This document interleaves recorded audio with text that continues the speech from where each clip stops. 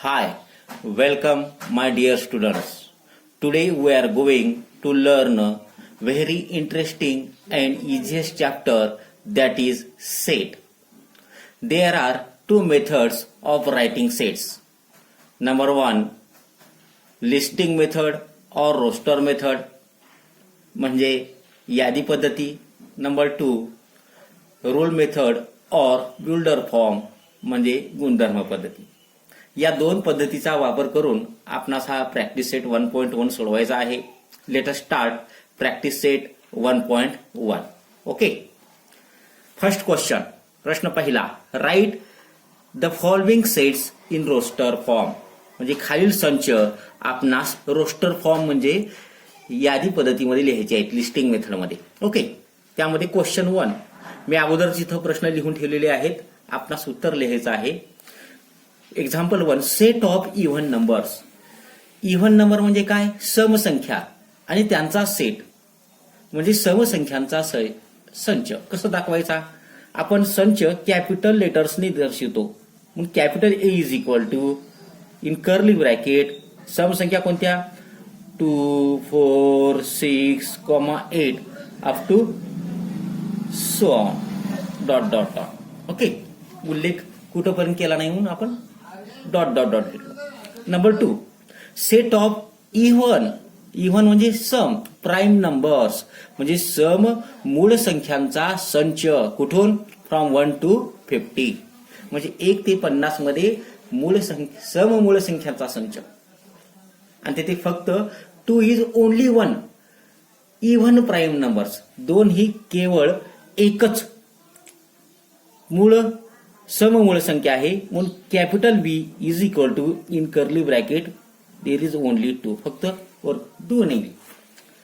तिसरं उदाहरण, set of negative integers. ऋण संख्यांचा संच. आपण तो कॅपिटल सी ने दाखवूया. ऋण संख्यांचा संच which are negative numbers -1, -2, -3 up to dot dot dot dot. Okay. Now fourth example, 7 basic sounds of सरगम. सरगम मधील 7 सुरांचा संच. 7 सूर कोणते आहेत ते आपण कॅपिटल डी ने दाखवूया. कॅपिटल डी संच is equal to in curly bracket सा, रे, ग, म, प, ध, नी. These are 7 surs in Sarga. Now, question 2. Write the following symbolic statements in word. खालील चिन्हांकित विधाने शब्दात लिहा. Number 1 example, 4/3 this symbol Q. त्याला आपण बिलॉंग्स टू किंवा इज एलिमेंट ऑफ क्यू असं म्हणतो. असं लिहूया आपण. 4/3 4/3 इज एलिमेंट. एलिमेंट म्हणजे काय? घटक. Element of set Q. Set Q means set of rational numbers, परिमेय संख्यांचा संच. नंबर 2, -2 याला काय म्हणायचं? Is not element. Is not element घटक नाही. इथं कॅन्सल केलंय ना, म्हणून is not element of set capital N. Natural सेटचा हा घटक नाही. याला आपण इज बिलॉंग्स टू किंवा इज नॉट बिलॉंग्स टू असं सुद्धा लिहू शकतो. ओके. थर्ड एक्झाम्पल, याला आपल्याला शब्दामध्ये लिहायचं आहे. कसं लिहायचं? P is set of such p's that every p प्रत्येक p is an odd number. याला आपण कसं वाचायचं? p हा अशा घटकांचा संच आहे की त्यातील प्रत्येक घटक हा विषम संख्या आहे. ओके. राईट काय तो write any two sets by listing method and by rule method. म्हणजे कोणतेही दोन संच तुम्हाला यादी पद्धती आणि गुणधर्म पद्धतीने लिहा म्हणले. आपल्या मनावर कोणतीही लिहू शकतो आपण. आपण सुरुवातीला काय लिहूया. नंबर 1 आन्सर कॅपिटल ए. सेट आपण कशात दर्शवतो, कोणत्याही कॅपिटल लेटर्सनी. इन कर्ली ब्रॅकेट म्हणजे महिरपी कंसामध्ये 2, 4, 6, 8, 10. Okay. This set in listing method. Okay, यादी पद्धतीमध्ये. आता आपण याला काय करूया, गुणधर्म पद्धतीमध्ये लिहूया. Capital A is equal to, गुणधर्म पद्धतीने किंवा रूल मेथडने लिहिताना आपण काय करतो, पहिला रूल काय, x such that x, x उभी रेग एक्स मारावी. नंतर काय लिहायचं, एक्स कसा आहे, is an even number. Okay. आणि एन, हा एन कसा आहे, बिलॉंग्स, कुठून आलाय, कॅपिटल एन नॅचरल सेट मधून. आणि तो कसा आहे, त्याचा लहान मोठेपणा ठरवायचा. हा एन 11 पेक्षा लहान आहे, 11 पेक्षा लेस दॅन आहे. ओके. नंबर 2, आता असंच आपण घेऊया, capital B is equal to 1, 8, 27. हा कोणत्या मेथड मधला संच आहे, कोणत्या मेथडने लिहिलाय आपण, बाय लिस्टिंग मेथड और रोस्टर फॉर्म म्हणजे यादी पद्धतीने. याला कुठे कोणत्या पद्धतीत लिहायचं आता, by builder form rule method म्हणजे गुणधर्म पद्धतीमध्ये लिहायचे. कसं लिहायचं पहा, capital B is equal to, संच तोच राहील, इन बिल्डर फॉर्म और rule method what can we do, we write x such that x. म्हणजे यातील घटक 187 हे काय, क्यूब नंबर आहेत, घन संख्या आहेत. 1 is cube of 1, 8 is cube of 2 and 27 is cube of 3. म्हणजे 1, 2 आणि 3 या संख्याचे घन आहेत. मग कसं लिहायचं, एक्स इज इक्वल टू, नंबरसाठी आपण एन दर्शवतो, एन क्यूब म्हणजे संख्याचा घन आहे. आणि तो एन म्हणजे त्या संख्या कुठून आल्या, नैसर्गिक संख्याच्या संचातून. Means N belongs capital N. आता संख्याचा लहान मोठेपणा ठरवूया. हा जो एन आहे तो कसा आहे, 1, 2 आणि 3 या संख्याचा घन आहे. म्हणून is equal to or less than 4 असं लिहू शकतो. किंवा इथं असं लिहू शकतो, एन लेस दॅन 4 असं लिहू शकतो. ओके. इथं 3 करा किंवा असे पण आपण लिहू शकतो. ओके. क्वेश्चन नंबर 3 आपला इथं कंप्लीट झालेला आहे. आता आपण क्वेश्चन नंबर 4 पाहूया. ओके. दिसायला ना क्वेश्चन, हा काय तो question, question 4 is right the following sets using listing method. म्हणजे खालील संच कोणत्या मेथडमध्ये लिहायचे आहे, यादी पद्धतीमध्ये लिहायचं आहे. आणि मग तुम्हाला कोणत्या मेथडमध्ये दिले उदाहरणे, साहजिकच गुणधर्म पद्धती म्हणजे रूल मेथडमध्ये. ओके. हां, नंबर 1 क्वेश्चन इथं मी अगोदरच लिहिले आन्सर, का आपणास लिहिण्यास वेळ लागतो त्यामुळे. काय question number 1, all months in the Indian solar year. आपले भारतीय सौर वर्षातील महिने कोणते कोणते आहेत, नाही ते नाही, जानेवारी वगैरे नाही. कॅपिटल ए बरोबर महिरपी कंसामध्ये चैत्र, लिस्टिंग मेथडमध्ये कॉमा द्यायचा, comma Vaishakh, comma Jyeshtha, comma Ashadh, comma Shravan, comma Bhadrapad, comma Ashwin, comma Kartik, comma Margashirsha, comma Paush, comma Magh, comma Phalgun. हे आपण लिस्टिंग मेथडमध्ये लिहिले. ओके, समजलं. Second, letters in word complement म्हणजे कॉम्प्लिमेंट या शब्दातील अक्षरे कोणते कोणते लिहा. पहिला सी, कॉमा दुसरा कोणता आहे ओ, कॉमा तिसरा यम, कॉमा चौथा पी, कॉमा नंतर यल, कॉमा नंतर कोणता आहे ई, पुन्हा कोणता आलाय यम. परंतु आपण यम अगोदर घेतला आहे आणि लिस्टिंग मेथडमध्ये एक घटक एकदाच लिहिला जातो म्हणून परत घ्यायचं नाही. नंतर कोणता ई, ई अगोदर घेतले आपण लिहायची आवश्यकता नाही. नंतर कोणता आहे यन आणि नंतर कॉमा टी.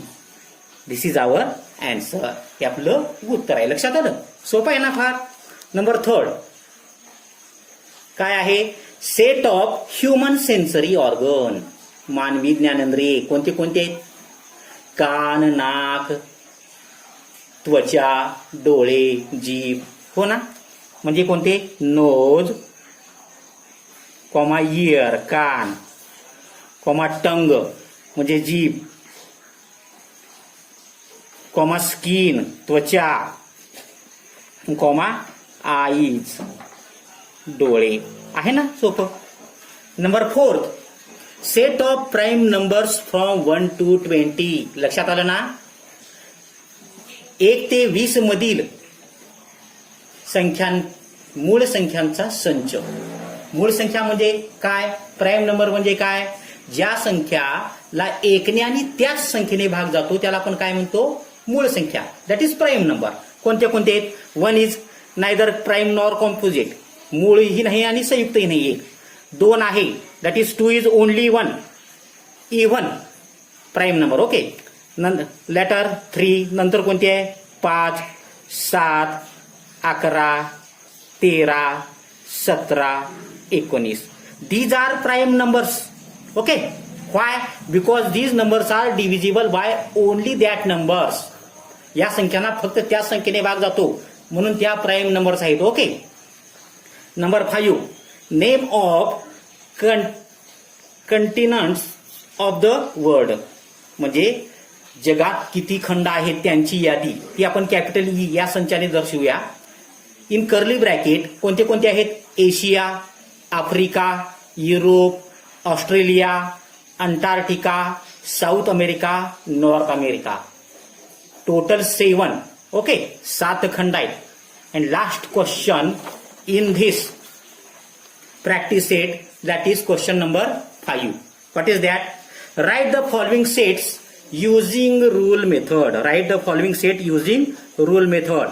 म्हणजे लिस्टिंग मेथड मध्ये तुम्हाला दिलेली आहेत ही उदाहरणे आणि आपल्याला कुठे कोणत्या पद्धतीत लिहायचे? रूल मेथड मध्ये म्हणजे गुणधर्म पद्धतीमध्ये. ओके.